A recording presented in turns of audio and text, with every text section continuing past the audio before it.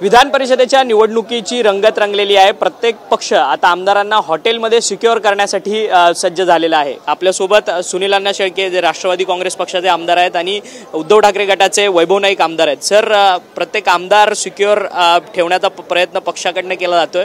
काय वाटतं यंदा निवडणुकीत तुमच्या मित्राचे महायुतीचा उमेदवार निवडून येणार की महाविकास आघाडी?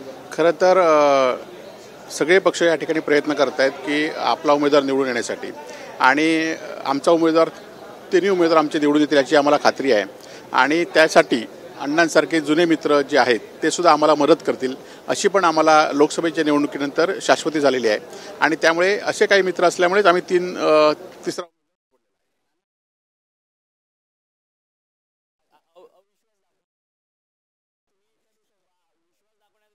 तुम्ही महाविकास आघाडीला मतदान कराल असंच म्हणायचं असतं। शेवटी राजकारणामध्ये आपण खरं कधी बोलायचं नाही असं काही नेते मंडळींनी ठरवलं आहे आणि त्यातले आमचे वैभव आहेत की त्यांनी सांगितलं की मी त्यांना पाठिंबा देईल, पण त्यांनी ऑलरेडी आम्हाला पाठिंबा देण्याचं मागच्या 4 दिवसापूर्वीच कबूल केलेले आहे। ओएसिस फर्टिलिटीच्या तज्ञांनी IVF उपचार पद्धतीद्वारे 1 लाखांहून अधिक जोडप्यांना मातृत्व प्राप्तीचा आनंद दिला आहे। मोफत अपॉइंटमेंट बुक करण्यासाठी आजच संपर्क साधा। कोणाची मतं फुटणार, कारण की तुम्ही त्यांच्यावर विश्वास म्हणजे ते खरं तर आमच्या विचाराचे लोक आहेत। काही परिस्थितीमुळे त्यांना ती भूमिका घ्यावी लागली असेल आणि त्यामुळे अशा अण्णांचंच म्हणत नाही, अण्णांसारखे आमच्या विचाराचे जे लोक आहेत ते आम्हाला मदत करतील यासाठीच आम्ही तिसरा उमेदवार दिलेला आहे। परंतु अजितदादांवरती तुम्ही अविश्वास दाखवणार का? ज्या पद्धतीने ते म्हणतात आमचा विश्वास सुनील अण्णांवर आहे। हे बघा, शेवटी मगाशी आता जसं वैभवदादांनी सांगितलं की प्रत्येक पक्ष आपल्या पद्धतीने प्रयत्न करत असतो।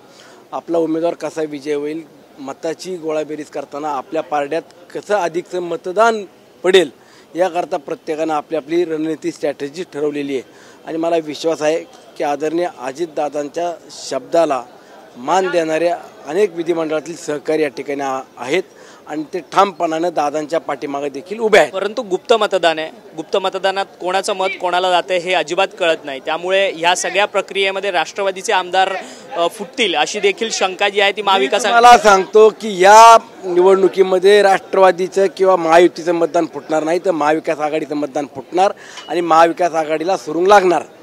महाविकास आघाडीला सुरुंग खरं तर शिवसेना उद्धव बाळासाहेब ठाकरेंकडनं जे लोक गेले आहेत त्यांना पुन्हा येण्याची संधी नाही, कारण त्यांचे दरवाजे बंद आहेत। परंतु शरद पवार साहेबांनी लोकसभा निवडणुकीनंतर आपल्यातनं गेले, त्यांचे दरवाजे उघडे ठेवलेले आहेत आणि त्यामुळे त्या उघड्या दरवाजातनं कोण येईल हे गुप्त मतदान करणार आणि ते तुम्हाला आज कळणार नाहीत। सुनील अण्णा येतील का? सुनील अण्णा सांगत नाहीत, त्यामुळे ते विधानसभेनंतर ते कोणतं तिकीट घेतात त्याच्यावर आजची पेरणी असेल आणि ती पेरणीसाठीच हा उमेदवार उभा आहे। शरद पवारांची लिटमस टेस्ट म्हणायची नाही, टेस्ट वगैरे आता आपल्याला कळून सगळ्यांना लक्षात येईल। उद्याचं मतदान उद्या 12 तारखेचं, दूध का दूध पाणी का पाणी होईल। आरक्षणाच्या मुद्द्यावरतून देखील विरोधकांनी संपूर्ण बहिष्कार टाकलेला काल सह्याद्रीच्या अतिथी। हे आरक्षणाचा मुद्दा आपण पाहिला असेल की दुटप्पी भूमिका जी काय घेऊन आता जी काय दुपट्टी भूमिका घ्यायचं काम या ठिकाणी महाविकास आघाडीतले नेते मंडळी करतायत।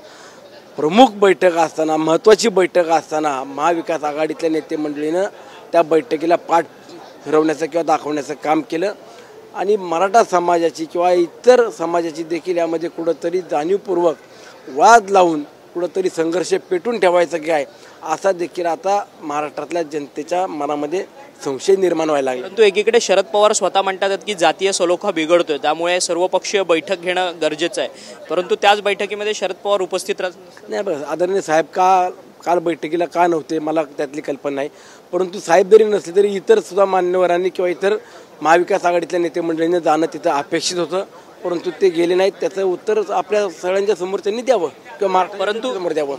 हे जातीय सलोखा पेटत ठेवून निवडणूक लढवायची आणि त्या निवडणुकीतून यश मिळवायचा असा अजेंडा आहे का? नाही, नक्कीच काही लोकांनी मागच्या लोकसभेमध्ये जातीपातीचं राजकारण करून किंवा विष कालवून जो काही आज काही भागामध्ये वाद किंवा ही संपूर्ण जातीपातीत लढाई सुरू केलेली आहे, ही नक्कीच निवडणुकांपर्यंत चालू ठेवण्याचा प्रत्येकाचा काही मंडळींचा प्रयत्न आहे। मनोज जरांगे पाटील हे मराठा आरक्षणासाठी लढतात आहेत, सातत्याने आता शांतता राहिली त्यांच्याकडनं काढल्या जातात आहेत, परंतु तेच मनोज जरांगे पाटील तुमच्या नेत्यांवरती आरोप घेताना पाहायला मिळतात की जातीयवादी पालकमंत्री बीडला लाभलेला आहे म्हणून। हे बघा, आता शेवटी त्यांनी काय बोलायचं त्यांचा सर्वस्वी अधिकार आहे, परंतु जरांगे पाटील हे मराठा समाजाकरता लढतायत आणि त्यांच्या लढाईमध्ये यश यावं अशी सर्वच समाजातल्या देखील घटकांना अपेक्षा आहे। मी देखील मराठा समाजातूनच येतो, परंतु समाजाला आमचे देखील न्याय मिळाला पाहिजे, परंतु त्याच्यामध्ये जाती सलोखा ठेवून मिळाला पाहिजे। यामध्ये सर्व राजकीय नेते मंडळींनी अगोदर एकत्र आले पाहिजे। फक्त एका व्यक्तीनं किंवा एका कोणाला टार्गेट करणं किंवा एखाद्या व्यक्तीनंच त्यावरती बोलणं हे पण उचित राहणार नाही। परंतु तुमच्या नेत्यांवरती थेट टीका आहे की जातीयवादी तुमचे नेते आहेत, तुमचे पालकमंत्री जातीयवादी लागलेत बीडला। आता शेवटी त्यांना काय बोलायचं, त्यांनी त्यांना सर्वस्व अधिकार आहे, परंतु अशा पद्धतीनं का बोललेत, कशाच्या आधारे बोललेत हे मला त्यातली माहिती नाही।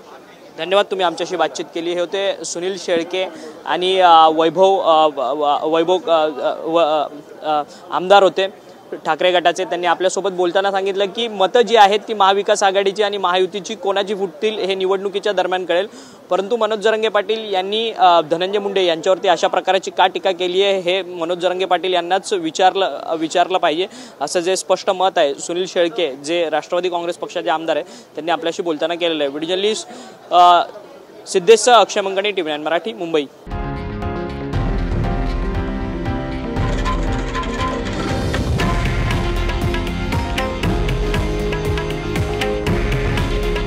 हे आहे देशातील नंबर 1 न्यूज नेटवर्क आणि आपण पाहत आहात TV9 मराठी।